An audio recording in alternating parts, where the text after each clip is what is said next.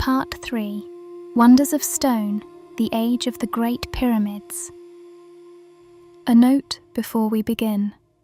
Let your body settle now. Feel the weight of your limbs against the surface beneath you. Let your shoulders drop. Let your jaw loosen.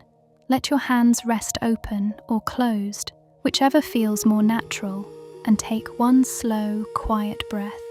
You are about to travel a very long way. Not in miles exactly, though the distance is extraordinary.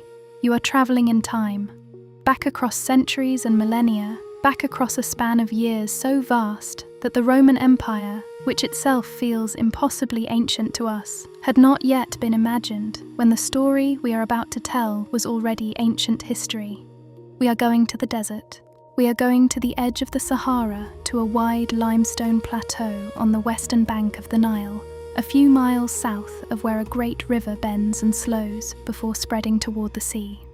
We are going to a place called Giza, and we are going there at a very specific moment in time, roughly 2,560 years before the birth of Christ, in the middle of what historians call the Old Kingdom, during a period of such concentrated human ambition and organizational genius that its physical results still stand today, still visible from space, still the only surviving wonder of the ancient world.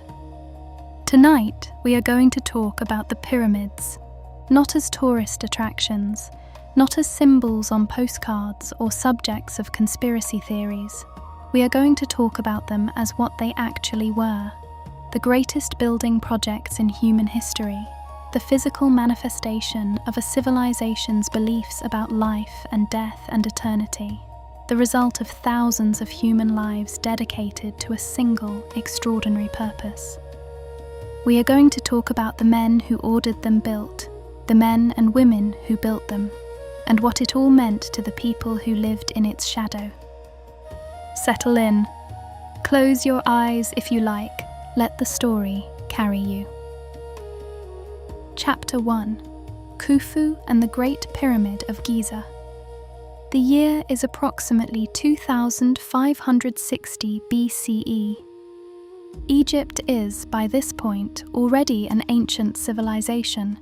The country has been unified for more than 500 years. Hieroglyphic writing has been practiced for centuries. The great administrative systems of the state, the tax collectors and scribes, the viziers and overseers, have long been established and refined. Egypt is not a young nation fumbling toward greatness.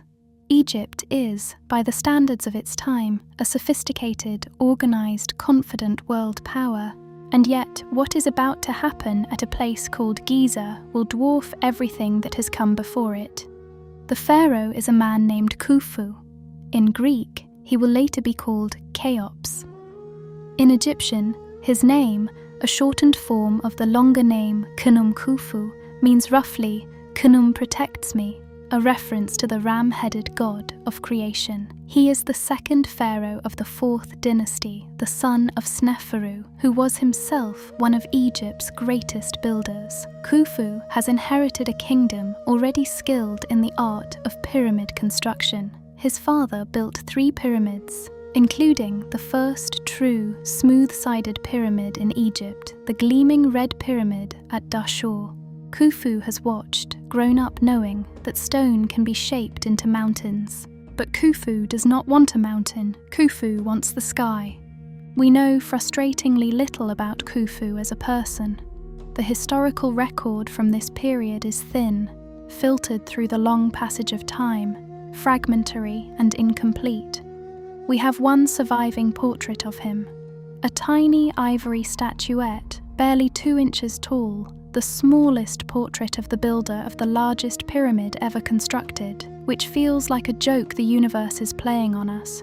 He was, according to much later Greek accounts, a tyrant, a harsh ruler who enslaved his people to feed his vanity. But those accounts were written 2,000 years after his death by historians who had never met him, who were drawing on stories that had themselves been retold and reshaped for 20 centuries. We should hold them lightly, What the archaeological record does tell us is that Khufu was an organized and powerful ruler who commanded vast resources and the loyalty, or at least the obedience, of an enormous workforce. He chose a site on the Giza Plateau, a broad shelf of limestone bedrock on the western bank of the Nile, a few miles from the administrative center of Memphis. The western bank was traditionally associated with the land of the dead. The sun set in the west, descending into darkness, and so the west was where the Egyptians placed their cemeteries, their mortuary temples, their monuments to eternity. The plateau was good, solid limestone. It sloped slightly, which would need to be corrected. But the rock itself, the foundation on which everything would rest, was excellent. And more importantly, the plateau was close to the Nile, which would serve as the primary highway for the enormous quantities of stone that needed to be delivered. And when we say enormous quantities, we mean it in a way that is genuinely difficult to comprehend.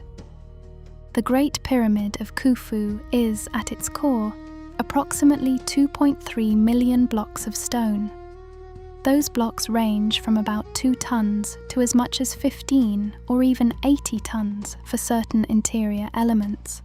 The structure rises to a height of approximately 146 meters, nearly 480 feet, making it the tallest man-made structure in the world, a record it would hold for nearly 4,000 years until the construction of the Lincoln Cathedral in England around 1311 CE. The base of the pyramid covers an area of about 53,000 square meters, roughly the area of 8 football fields. And when you stand at its base, which is a thing you can still do today, the structure does not feel like a building. It does not feel like something made by human hands. It feels geological. It feels like a mountain that grew here, slowly, over millions of years, shaped by forces too large to fully comprehend. The precision of the structure is, in some ways, even more astonishing than its scale. The base of the Great Pyramid is level to within 2.1 centimeters across its entire perimeter, a tolerance of roughly an inch across an area the size of a city block. The 4 sides are aligned to the cardinal points, north, south, east, west, with an accuracy of less than 1/10 of a degree. The ancient Egyptians aligned their pyramid to the stars, to the turning of the sky, with a precision that modern engineers still struggle to fully explain. How was this done? That question has occupied scholars, engineers, architects, and dreamers for centuries. And while we do not have a definitive answer, we have many well-supported theories. The stone came from multiple sources. Most of the core blocks, the rough internal fill of the pyramid, were cut from the limestone bedrock of the Giza Plateau itself.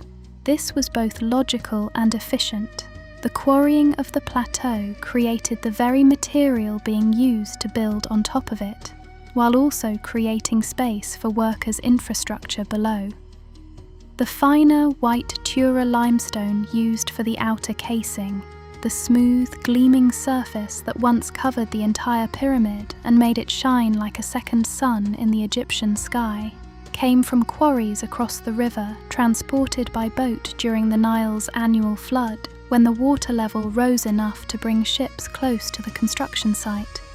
The granite used in the interior chambers, harder, darker, heavier, requiring far more effort to work, came from Aswan, nearly 900 kilometers to the south, and was floated downriver on wooden barges. The workers cut the stone using copper tools, chisels, saws, drills. Copper is a soft metal by modern standards. You might wonder how it cuts limestone. The answer is patience, abrasive powder, and constant resharpening. The ancient Egyptian stonemason was not trying to be fast. He was trying to be accurate, and he had as many workers as he needed. The blocks were moved, most scholars believe, using sledges, large wooden sleds dragged across the desert on smooth pathways. We have actual paintings from ancient Egypt showing exactly this process. Dozens of workers pulling a sledge bearing a heavy stone, with another worker pouring water or perhaps a lubricant like oil in front of the runners to reduce friction. The blocks were likely then hauled up the sides of the rising pyramid using massive earthen ramps, though the exact nature of those ramps remains debated. A straight ramp would need to be impractically long by the time the pyramid reached its upper levels. Perhaps the ramp spiraled around the outside of the pyramid.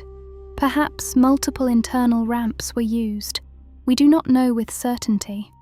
But we know it was done because the result is standing in the Egyptian desert, and it has been standing for 4,500 years. At the heart of the Great Pyramid, deep within its mass of stone, are a series of chambers and passages whose purposes have been debated and explored for centuries.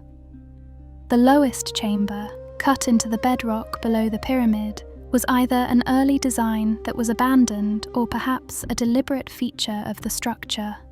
Above it, connected by the Grand Gallery, a soaring corbelled passageway nearly 9 meters high, is the King's Chamber, a room built entirely of polished Aswan granite, precise and austere, measuring roughly 10 meters by 5 meters.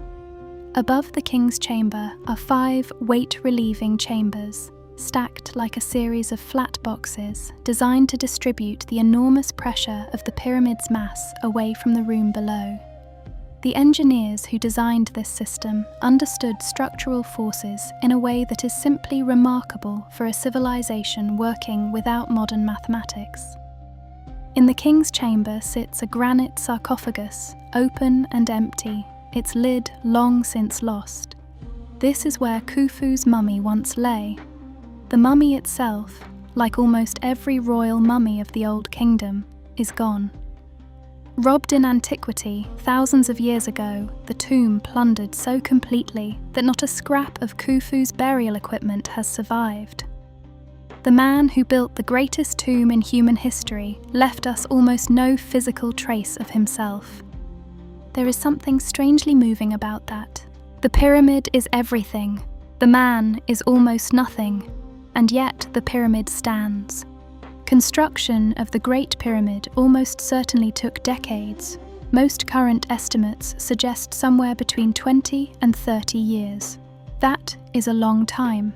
That is the entirety of a career. A man who began working on the pyramid as a young labourer of 20 might be in his late 40s or 50s when the final capstone was placed. He would have spent his entire working life in the shadow of a single stone mountain, doing work he would never live to see fully completed. And yet, the evidence suggests those workers, we will come back to them in more detail in our next chapter, were not despairing, were not enslaved or reluctant or broken. The evidence suggests they were proud, that they found meaning in what they were building, that they believed in a way that is both foreign and utterly recognizable to us across 4,500 years, that their work mattered. The pharaoh Khufu died after approximately 23 years on the throne. He was buried in his pyramid, surrounded by everything a divine king might need in the next world. And for 4.5 millennia, the mountain he built has stood at the edge of the desert, watching the Nile flow by below, watching the sun rise every morning in the east and set every evening in the west, just as it did when the first stone was laid. It is still there. It is the oldest thing you will ever see a photograph of. Chapter 2. Who actually built the pyramids? For a long time, for centuries in fact, a particular story was told about the pyramids. The story went like this. They were built by slaves, by tens of thousands of wretched captives, forced at whip point to drag their enormous stones across the desert. The story had a moral simplicity to it, a clear villain in the form of the pharaoh and a clear victim in the form of the unnamed suffering masses. It was vivid and terrible and emotionally satisfying in the way that uncomplicated stories often are. It was also, the archaeology strongly suggests, almost entirely wrong. The revisiting of this story began in earnest in the 1990s when excavations at Giza, led by Egyptologist Mark Lehner and later Zahi Hawass, uncovered something extraordinary: the remains of the workers' village. Not a slave camp, not a prison, a village, a community, a place where people lived, ate, healed, and died. What they found there told a completely different story about the pyramid builders. The village was substantial, large enough to house thousands of workers at any given time, possibly as many as 20 or 30,000 during the height of construction. But the village was also organised and well provisioned in ways that speak not to slavery, but to a managed, supported, valued workforce. The bakeries found at the site were industrial in scale, capable of producing enormous quantities of bread. The breweries, because the ancient Egyptians drank beer as a dietary staple, not merely as recreation, were similarly large. The animal bones found in the refuse heaps tell us that the workers ate beef, mutton, and fish in quantities that suggest a genuinely well-fed population. One analysis estimated that the construction workforce was consuming enough cattle and sheep to provide each worker with a meaningful amount of protein daily. A diet, frankly, that many of their fellow Egyptians living in ordinary villages may not have consistently enjoyed. There was a medical facility. Skeletal remains from the workers' cemetery, another key discovery, show healed fractures, amputations that the patient survived, evidence of what appears to be surgical intervention. The pyramid workers were not disposable. When they were injured, and they were often injured, doing the kind of heavy physical labour that stone construction demands, they were cared for. The cemetery itself revealed more. The workers were buried with grave goods, simple offerings, but offerings nonetheless, tokens of care and respect that were entirely inconsistent with the treatment of enslaved peoples. The bodies show the wear of hard physical labour, compressed vertebrae, worn joints, the unmistakable signatures of a life spent moving heavy stone, but they were buried. And then there is the graffiti. Scattered across the walls of the Giza Plateau, found in quarries and work areas, the ancient Egyptian workers left behind their marks, not individual names, but team names. The workforce was apparently organised into large gangs, and those gangs named themselves with a combination of organisational logic and cheerful bravado that would not feel entirely out of place in a modern workplace. Some of the team names recorded at Giza translate roughly as things like Friends of Khufu or Drunkards of Menkaure, the latter being the name of a later pharaoh, suggesting a delightful tradition of workers naming themselves after the royal patron of their particular phase of construction. These are not the markings of enslaved people with no stake in what they were building. These are the markings of men who had an identity, a team, a sense of collective purpose. So who were they then? The best current understanding is that the pyramid workforce was made up of multiple overlapping groups. There was a core of full-time professional craftsmen, skilled stone cutters, surveyors, architects, painters, and builders who worked year-round and represented the permanent technical expertise of the project. These men were specialists. They were paid in rations, grain, bread, beer, cloth, oil, the currency of the ancient world. They were housed in the workers' village. They were, by the standards of their time, professionals. Around this permanent core, during certain phases of construction, particularly during the Nile's inundation season, when the farmland was flooded and agricultural workers had nothing to do, a large rotating workforce of ordinary Egyptians came to Giza. These were not captives. They were labourers fulfilling what appears to have been a kind of civic obligation, a system somewhat analogous to a labour tax, in which ordinary Egyptians contributed a period of work to royal projects in exchange for what the state provided: food, housing, medical care, and the considerable spiritual merit of contributing to the pharaoh's eternal house. This is not to romanticize the labor. It was brutal, physically demanding work. People died, people were maimed, people spent their entire lives in the service of a building they would never occupy and a ruler they may never have seen. The social hierarchy was steep and largely fixed. The pharaoh at the top, divine and untouchable, and the workers at the bottom, moving stones. But neither was it the horror story of the whip and the chain. It was something more complicated and, in its own way, more interesting.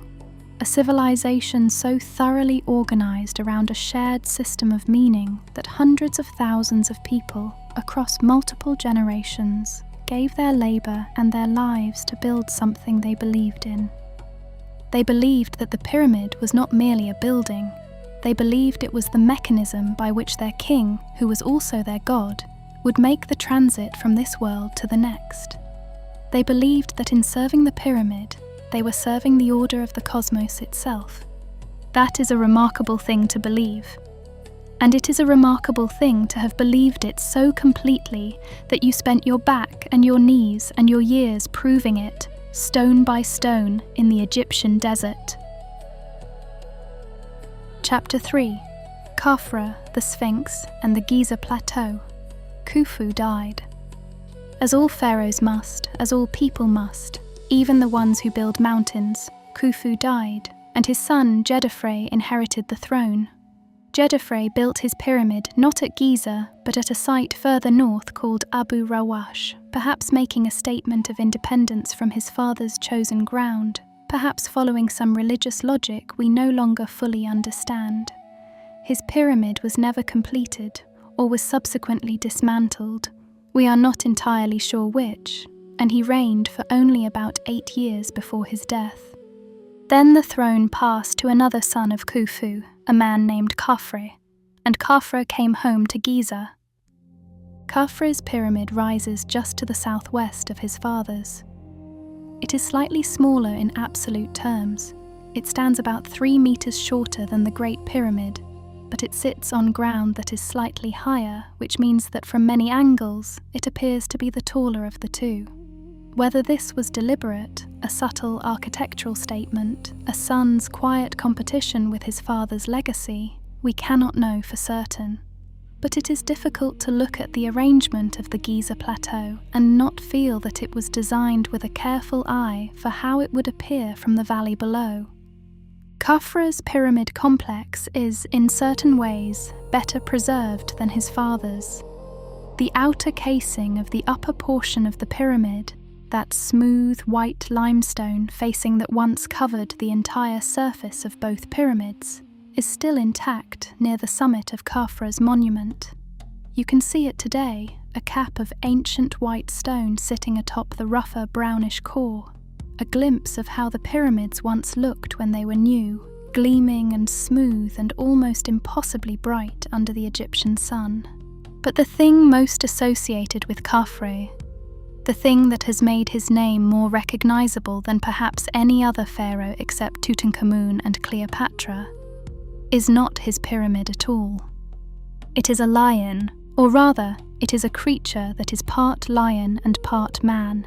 A body like a recumbent lion, enormous and still, carved from a single outcropping of the natural limestone of the Giza Plateau, and above that great lion body, a human head, the head, most Egyptologists believe, of Pharaoh Khafre himself. The Great Sphinx, it is the largest monumental sculpture in the ancient world, 73 meters long, 20 meters high, carved from the living rock of the plateau itself. Its face, weathered by 4,500 years of wind and sand and time, gazes perpetually east, toward the rising sun, toward the Nile, toward the world of the living. The Sphinx as we see it today is a ruin of what it once was. Its nose is famously missing, a feature often attributed, apocryphally, to Napoleon's soldiers using it for target practice, though historical records suggest it was already gone before Napoleon arrived in Egypt. The colours that once painted the Sphinx, ancient accounts suggest it was painted in vivid reds and yellows, with the headdress in the royal blue and gold of the Thames cloth, are long since stripped away by time. The divine beard that once adorned its chin is in pieces, fragments scattered between the British Museum and the Cairo Museum, the rest still buried or lost. And yet, even as a ruin, even worn to smoothness by millennia of desert wind, the Sphinx is overwhelming. Something in its scale and its stillness and its absolute, unblinking gaze produces a particular quality of feeling in those who stand before it. A feeling of being very small and very temporary, in the presence of something that has watched the world go by for longer than almost anything else made by human hands. Who exactly carved the Sphinx and when has been a subject of scholarly debate for generations. The most widely accepted position among Egyptologists is that it was carved during the reign of Khafre, approximately 2500 BCE, and that the face is indeed meant to be Khafre's, though there are scholars who argue for different pharaohs, and a fringe school of thought that suggests the Sphinx is far older than Egyptology currently acknowledges, based on the erosion patterns in the stone suggesting water erosion rather than wind erosion, which would imply a construction date before the drying of the Sahara. This is a minority position and not supported by the mainstream of archaeological evidence, but it captures something real about the way the Sphinx resists simple explanations. What we know is that the Sphinx sits at the foot of Khafre's causeway, the long, sloping stone road that connects his valley temple to his mortuary temple at the pyramid's base. This causeway was a ritual path, walked by priests carrying offerings, connecting the edge of the cultivated land to the realm of the eternal. The Sphinx was its guardian. It sat at the threshold between the living world of the Nile and the timeless world of the plateau, watching over that passage. The valley temple beside the Sphinx is itself a remarkable structure. Built of massive granite-cased limestone, it contains enormous T-shaped pillars of polished Aswan granite that once supported statues of the pharaoh. It is one of the oldest, best-preserved stone buildings in the world, and its interior, when you walk through it, has a weight and solidity that makes you feel that it was built not for human occupation, but for something larger and quieter and more enduring. The Giza Plateau, seen as a whole, is not three separate monuments, but a single unified landscape. The three pyramids, the Sphinx, the causeways, the valley temples, the subsidiary pyramids built for Khufu's queens and Khafre's queens, the mastaba tombs of the court officials arranged in orderly rows beside the royal monuments. All of it is one thing, one vision, one expression of a civilization's attempt to anchor itself permanently in the world. A city of the dead designed to last forever. And in the desert evening, when the light turns orange and the shadows stretch long across the limestone, it still does. Chapter 4. Menkaure and the Third Pyramid. The smallest of the three great pyramids of Giza was built by the pharaoh Menkaure, the son of Khafre and grandson of Khufu. Menkaure's pyramid stands to the southwest of his father's, completing the diagonal arrangement of the three monuments that, in a famous and somewhat contested theory, mirrors the alignment of the three stars of Orion's belt. Whether that alignment was intentional or coincidental is one of those questions that archaeology may never definitively answer. But it is true that when you look at the three pyramids from the air, or from a high vantage point on the plateau, their arrangement has a quality of inevitability that feels designed. Menkaure's pyramid is, in purely physical terms, significantly smaller than the other two. It rises to a height of about 65 meters, less than half the height of Khufu's, and its base covers roughly a quarter of the area of the Great Pyramid. To some later observers, this was interpreted as evidence of a declining civilization, a weakening of royal power, a pharaoh unable to command the resources his father and grandfather had. The reality is probably more nuanced and more interesting. The construction of the Great Pyramid under Khufu had been an almost unimaginable mobilization of resources, human, material, organizational. The country had been organized around the pyramid to a degree that was extraordinary even by Egyptian standards. Khafre's pyramid was similarly massive. By the time Menkaure came to the throne, there may well have been a practical or ideological recalibration happening in the royal mind about what was appropriate, what was sustainable, and what the relationship between the pharaoh and his people needed to look like. There is also the possibility, suggested by some scholars, that the shift towards smaller monuments reflected a theological evolution. The pyramid was a statement about the pharaoh's divine nature and his need for eternal provisions. But the Old Kingdom was also a period in which religious ideas were developing and changing, and the elaborate and expensive machinery of the pyramid cult was beginning to be supplemented by other ways of ensuring the pharaoh's eternal existence. A smaller pyramid was not necessarily a lesser pharaoh, it was perhaps a pharaoh with a different theology. What makes Menkaure's monument particularly moving is not the pyramid itself, but what was found near it. In the excavations of Menkaure's Valley Temple in the early 20th century, archaeologists found a series of statues that are considered among the finest works of art produced by ancient Egypt. There are several types, but the most celebrated are the triads, groups of 3 figures carved from a dark greenish stone called greywacke or slate. In each triad, the central figure is Menkaure himself, depicted as a powerful, idealized man standing straight and confident in the formal pose of Egyptian kingship. On either side of him stands a goddess, in some groups Hathor, the goddess of love and beauty, and in others the divine personification of a particular Egyptian nome or province. These statues are remarkable for many reasons. The technical skill of their carving is extraordinary. The smooth musculature, the precise detail of the wigs and crowns, the way the arms of the flanking figures curl protectively around the pharaoh's body in gestures of embrace or support. But what strikes many people who see them is something less easy to quantify: the quality of presence they radiate. Menkaure, in these statues, does not look like a tyrant or a divine force of nature. He looks somehow like a person. There is something in the set of his expression, not quite warm, not quite vulnerable, but human, that reaches across 4,500 years with an intimacy that the sheer scale of the pyramids does not. He is a small man in the shadow of a great monument. He is all of us, a little. Menkaure died before his pyramid complex was fully finished.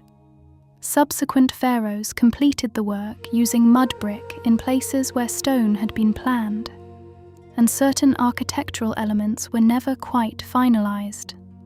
This sense of interruption of a project left slightly incomplete gives Menkaure's pyramid a poignancy that the more finished monuments of his father and grandfather lack.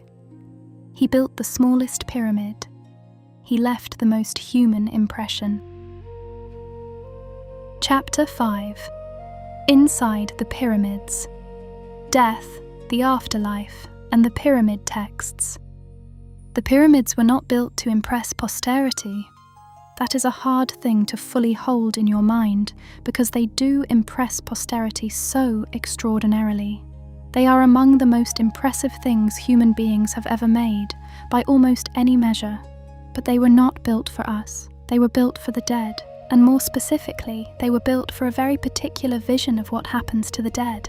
A vision so elaborate, so architecturally precise, so practically minded that it essentially required an entire civilization to implement it properly. Let us begin at the beginning. The ancient Egyptians did not believe that death was the end of existence. This is, in one form or another, a belief shared by many cultures across human history. but the Egyptians had a specific and remarkably detailed model of what existence after death looked like, and of what the person who had died needed in order to successfully achieve it. In the Egyptian understanding, a human being was not simply a body. The self was composed of multiple distinct elements, each with its own nature and its own requirements after death. There was the physical body, of course, the corpus, the thing that could be seen and touched, but there was also the ka, often translated as vital essence or life force, a sort of spiritual double, a twin of the living person, which needed a physical home after death. If the body was destroyed or decayed, the ka had nowhere to dwell and would perish. This is why the Egyptians mummified their dead, not out of squeamishness about decomposition, not out of sentimentality, but out of urgent practical necessity. The body was the ka's house. The body had to last. Then there was the ba, often depicted as a bird with a human head, the individual personality, the unique essence of a particular person, the thing that made you you and not someone else. The ba could move freely between the tomb and the upper world, flying out during the day and returning to the body each night, like a bird returning to its nest. The tomb needed to be permeable in some sense, not sealed entirely, to allow this movement. And there was the ak, the transformed, glorified state of the deceased after a successful passage through death and judgment, the fully realized, eternal form of the person, united with the divine, participating in the cosmic order. Becoming an Ak-H was the goal of the entire mortuary enterprise. It was the successful outcome toward which the pyramid, the mummy, the spells, the rituals, and the offerings were all oriented. For a pharaoh, this process of transformation had additional dimensions. The pharaoh, in life, was the embodiment of the god Horus, the falcon-headed sky god, son of Osiris and Isis, divine king of the living. In death, the pharaoh became Osiris, the god of the dead, king of the underworld, the lord of the eternal realm. The transition from living Horus to dead Osiris was not a fall or a defeat. It was a completion. The pharaoh did not merely die, he joined the gods. He became part of the structure of the cosmos. But this transformation required help, and this is where the pyramid texts come in. The pyramid texts are the oldest religious writings in human history. They first appear inscribed on the walls of the burial chambers and antechambers of the pyramid of the pharaoh Unas, the last king of the 5th dynasty, approximately 2375 BCE, slightly later than the Great Pyramids of Giza, but recording a religious tradition that almost certainly reaches back much further, perhaps to the very beginning of Egyptian civilization. In Unas's pyramid, and in the pyramids of subsequent rulers and later queens, the walls are covered from floor to ceiling with columns of hieroglyphs painted in blue-green pigment on a white or cream background, a colour combination that has something luminous and eternal about it, as though the writing itself is glowing with its own quiet light. The texts are spells, incantations, instructions, prayers, myth. They are, in the most practical sense, a guidebook for the dead pharaoh navigating the transition from this world to the next. They tell him how to greet the gods. They tell him how to pass through the gates of the underworld. They invoke his divine status, remind him of his identity, assert his right to passage through the various dangers and obstacles of the afterlife. Some of them are hymns to the sun god, celebrating the eternal cycle of death and rebirth enacted every night as the sun descends below the horizon and every morning as it rises again. Some of them are more dramatic, scenes of the pharaoh striding among the gods as an equal, demanding his rightful place, declaring himself a star among stars. One of the most famous passages, known to scholars as the Cannibal Hymn, depicts the pharaoh devouring the gods themselves in order to absorb their power, a wild, strange image that feels closer to mythology's most primitive energies than to the serene order we usually associate with Egyptian religion. It reminds us that Egyptian religious thought was never a simple, tidy system. It was a vast, complex, sometimes contradictory accumulation of traditions from different places and different times, layered over centuries and negotiated among priests and theologians and pharaohs across generations. The pyramid texts were eventually expanded and adapted into the coffin texts of the Middle Kingdom, which were inscribed not on pyramid walls but on the surfaces of wooden coffins, making the protective spells available to non-royal Egyptians as well. Those in turn became the foundation of the New Kingdom's Book of the Dead, the famous illustrated papyrus scrolls placed with the dead to guide them through the underworld's judgment, well known enough that you have likely seen images from them. The heart being weighed against the feather of Ma'at, the jackal-headed Anubis presiding over the scales, the monstrous Ammit waiting to devour the hearts of those found unworthy. But all of that comes later. For now, in the Old Kingdom, the protective power of the sacred words is the exclusive possession of the king, and they are literally built into the stone of his eternal house. Inside Unus's pyramid, and you can visit it today, though it requires some effort, the burial chamber has a steeply vaulted ceiling painted deep blue-black with small gold stars, so that the dead pharaoh lies in a chamber that exactly replicates the night sky. Above him, the stars wheel in their eternal courses, the texts glow on the walls in their blue-green light, and somewhere in that liminal space between stone and cosmos, between the physical and the divine, the ancient Egyptian vision of eternity was enacted. It is one of the most extraordinary rooms in the world. Chapter 6: The Collapse of the Old Kingdom. The Old Kingdom did not end with a battle. There was no foreign invasion that swept through the gates of Memphis, no conquering army that toppled the temples and carried the pharaoh away in chains.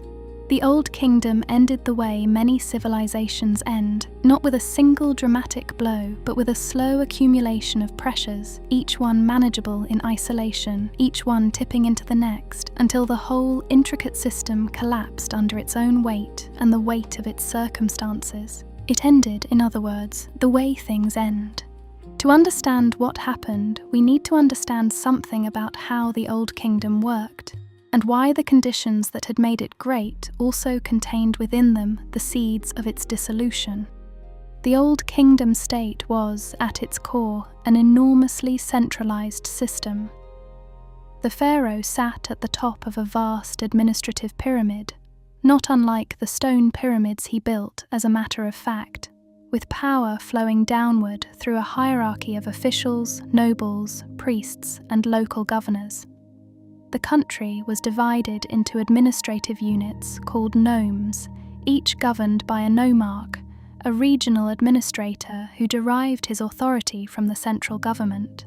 For most of the Old Kingdom, this system worked beautifully. The pharaoh was strong, the central administration was competent, the annual Nile flood was reliable, and the surplus of agricultural production was sufficient to support not only the pyramid builders, but the vast machinery of priests and officials that maintained the royal cult and the state apparatus. But the system had a structural vulnerability. It depended entirely on the strength and authority of the central power. When that strength began to erode, the whole structure began to shift. The erosion came from several directions at once. The pyramid-building pharaohs of the 4th dynasty had been exceptional figures, powerful, focused, apparently able to command the kind of centralized resource mobilization that pyramid construction required. But royal authority is not automatically inherited. The later pharaohs of the 5th and 6th dynasties, while still building pyramids and temples and commissioning extraordinary art, were presiding over a court in which more and more power was being distributed to the nobility and the provincial governors. Part of this was deliberate policy. To bind the loyalty of influential nobles, pharaohs granted them exemptions from taxation, donations of land, and hereditary rights to their positions. What had once been appointed offices that served at the pharaoh's pleasure gradually became inherited family estates. A nomarch who had been an administrator in the service of the state became, over generations, a local lord with his own resources, his own staff, his own interests, and his own capacity for independent action. The pharaoh Pepi II, the last major ruler of the 6th dynasty, reigned for an extraordinarily long time, by some accounts nearly 90 years, the longest reign of any pharaoh in Egyptian history, and one of the longest in the history of any monarchy anywhere. A 90-year reign is, in one sense, a remarkable achievement. In another sense, it is a problem. A court that has been managed by the same aging hand for 9 decades becomes calcified, its power structures rigid, its nobles entrenched, its provincial governors operating with increasing autonomy, simply because the central authority has been in gradual decline for so long that a generation of Egyptians has grown up knowing nothing else. And then, overlaid on all of this political fragmentation, came the climate. Around 2200 BCE, roughly at the end of the 6th dynasty, the ancient Near East experienced a significant climatic disruption. The evidence for this comes from multiple independent sources: geological deposits, pollen records, chemical analysis of ice cores from distant glaciers. What appears to have happened is a prolonged period of reduced rainfall in the regions that feed the Nile's headwaters, leading to a series of abnormally low Nile floods. For Egypt, this was catastrophic. The entire Egyptian agricultural system was built around the Nile flood. Too little water meant too little silt, too little irrigation, too little farmland under cultivation, and therefore too little grain. For a country where the margin between sufficiency and famine was never enormous, a sustained period of low floods was not a temporary inconvenience. It was an existential crisis. The ancient texts of this period, the writings that survive from what is called the First Intermediate Period, the era of chaos that followed the Old Kingdom's collapse, describe scenes of famine and desperation that are deeply affecting even at 4,000 years' distance. One text, known as the Admonitions of Ipuwer, describes a world turned upside down. Nobles begging in the streets, tombs being broken open for the materials inside, the whole social order dissolving. Whether this text is a literal historical account or a literary exercise in lamentation is debated by scholars. But the fact that such texts were composed and preserved suggests that the memory of catastrophic disruption was real. Provincial governors who had already been accumulating power now found themselves in a position to act entirely independently. When the central government could no longer provide what it had always provided, protection, order, grain in times of shortage, the provincial lords became the only functioning authority in their regions. The country fragmented. Memphis, the old kingdom capital, declined. The elaborate royal cult that had maintained the pyramid complexes, the priests and offerings and daily rituals that kept the dead pharaoh's spirits nourished, was disrupted, the offerings ceased, the attendants dispersed. The great pyramids of Giza fell into a kind of sacred abandonment. No one was actively destroying them. They were too massive and too revered for that. But the living civilization that had sustained them was gone. The priests who had served them had gone home to whatever homes they had left.